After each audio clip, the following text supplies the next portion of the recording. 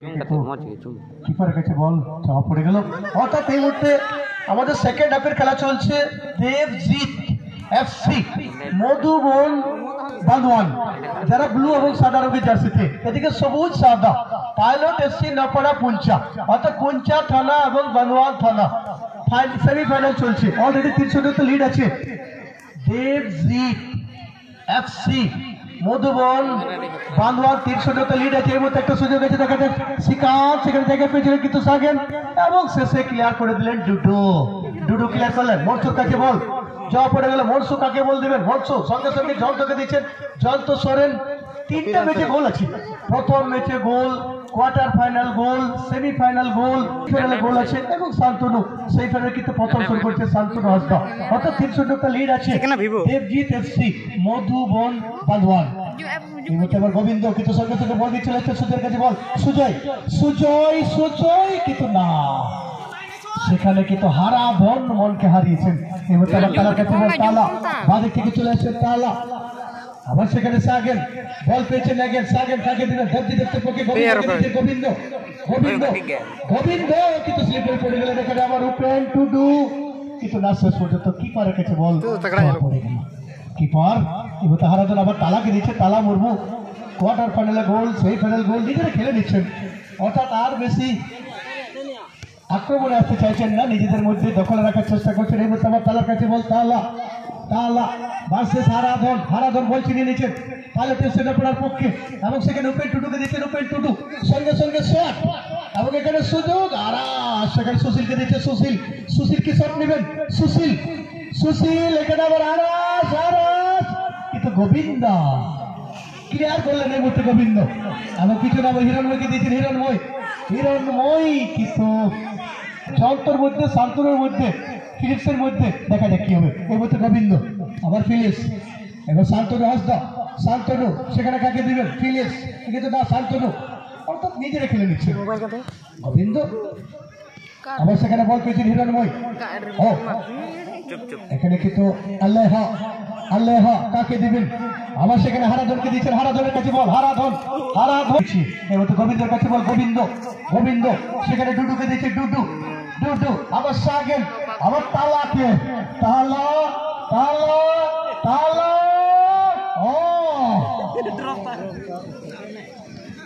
এই মুহূর্তে কিন্তু একটা করবো। কিপার অনেকটা সামনে ছিলেন সুমন, আবার বাঁ দিকে দিয়ে দিয়েছেন, অর্থাৎ বাঁ দিক থেকে সেখান থেকে মাঝ মাঠে দিচ্ছেন। সেখানে সুশীল কাকে দেবে?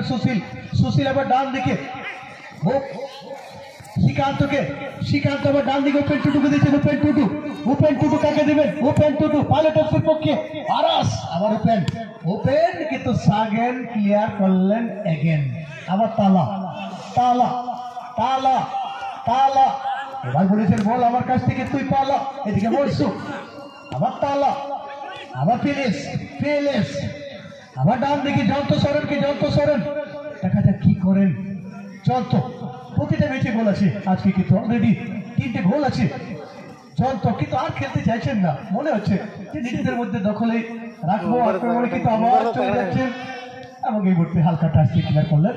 এখানে আবার শান্তনু হাসদা এবং আবেদন ধীবর মহাশয় প্রধান রেফারি দায়িত্ব পালন করছেন।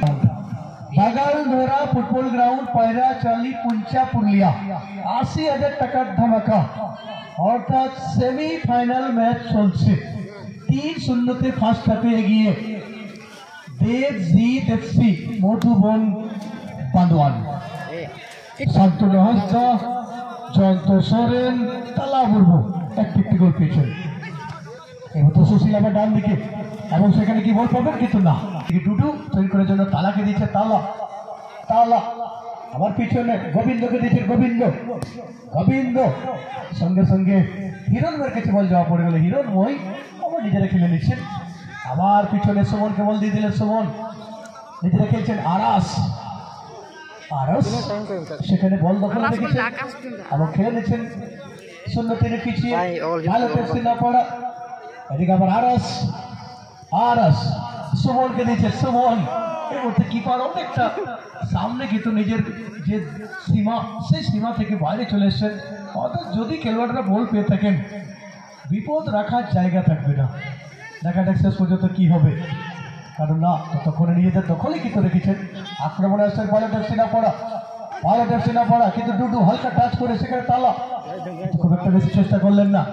এই মতো আবার জয়ন্তর কাছে বল, জয়ন্ত সঙ্গে সঙ্গে আবার তালাকে দিচ্ছে, তালা সাগেনকে দিচ্ছে, সাগেন আবার জয়ন্ত, তালা আবার সাগেনের কাছে বল, দেবজিৎ এফসি, মধুবন, বানওয়াল যারা 3-0 লিড আছে।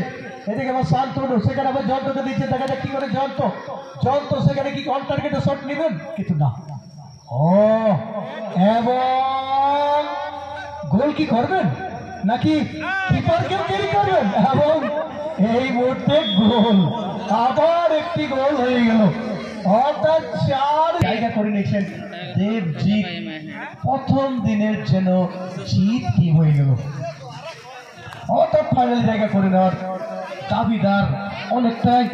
তবে শেষ বাঁশি না বাজা পর্যন্ত কিছু বলা যাবে না। তবে 4-0 লিড আছে, এখান থেকে কামব্যাক করা খুব একটা সহজ হবে না। হিরণময় দখলে রেখেছেন, হিরণময় আবার ডান দিকে দিয়েছেন, সংখ্যাটাকে তাহলে বাড়বে। জয়ন্তর কাছে বল, জয়ন্ত ব্যাট পাস করেছেন গোবিন্দকে, গোবিন্দ সেখানে মনসুকে দিয়ে দিলেন, এবং এই মুহূর্তে মনসু কিছুটা রিল্যাক্স করে থাকবেন। কিপার হারাধন আবার সাগেন, গোবিন্দ সঙ্গে সঙ্গে শট নিয়েছে, এদিকে আবার হারাধন, খেলোয়াড় হারাধন।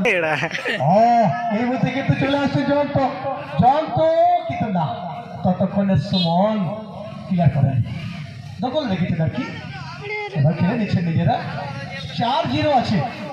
দেখা যাক বাড়বে কি মনে হচ্ছে, সংখ্যাটা কি বাড়বে, তারা কি বাড়িয়ে নেবেন নাকি নিজেরা খেলে নেবেন, কি করবেন, কি মনে হচ্ছে কালকে?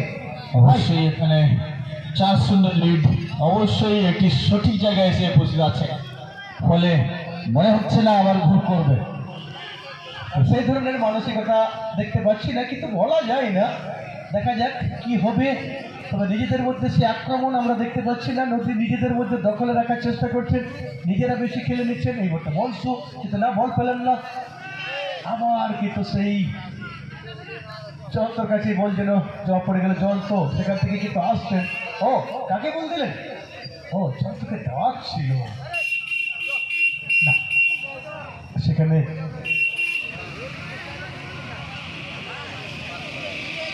আবার সেখান থেকে আসছে সুশীল। অপাড়া যারা শূন্যচারে পিছিয়ে হারাধনকে দিচ্ছেন, হারাধন ডান দিক থেকে, দেখা যাক আসবেন কিনা হারাধন, একটা ক্রস, কিন্তু মনসু ছেড়ে দিয়েছেন গোবিন্দকে, গোবিন্দ এদিকে আবার সুশীল আছেন, গোবিন্দ সাগেন আবার গোবিন্দ,